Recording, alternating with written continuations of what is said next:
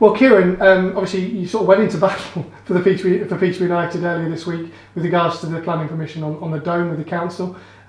Just talk us through the whole process, because, as you say, you were underdogs going in. How did you manage to persuade them that it was the right thing for the city of Peterborough?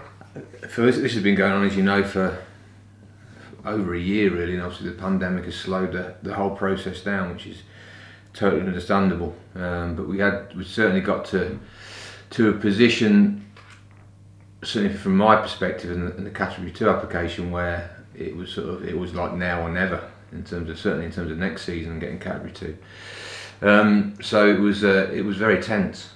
But there's a lot of planning went into what was going to be said and how we were going to approach it, and I have to say that on our behalf, obviously Bob, Paul Ingle, who's our architect in terms of the project, and Mark Woods, who's the CEO of CMAT, they were outstanding. The way they spoke, the detail, the passion that they put across, certainly obviously had a very powerful sort of influence over the panel.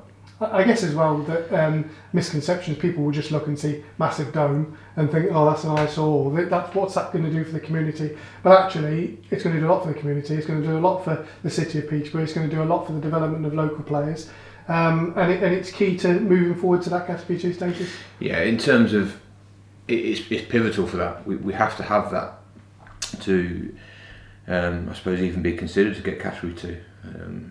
So that was massive. But then you're right, you talk about development players. You know, it's a great addition to our environment that we've got here to support the development of players for many years to come. So it was key in that respect, and then the community benefits, as you've already mentioned, are huge. You know, I've spoken to Jill, the CEO of the foundation already. They're going to get 12, 14 hours a week of use out of a brand new indoor facility in which their community provision can grow, develop, widen. It's down to them how they're going to use those hours, but it certainly will. They do so much in the community, so much good work, and sometimes they're having to put on activities for example for real youngsters and youngsters with disabilities in outdoor areas that are good areas, but during the middle of winter when it's freezing cold and pouring with rain and whatever, it's not a great environment for those people to be in. So that negates that. Having a dome negates that. It's the benefits to the community. The school are going to be using it, you know, every single day. It's almost like another sports hall for the school at times during the day. The feeder primary schools, I'm sure, will get use out of it in terms of all the activities that Neam Park Academy put on for their feeder primaries. So the benefits are far-reaching. There's no doubt about that. Yeah, you mentioned the school, you mentioned Mark, and obviously you've worked closely with Neam Park Academy ever since this site was identified to sort of move forward for the football club. It's great that they see the benefits of it as well, and not just see the benefits of it, but will put themselves forward to help you with the case.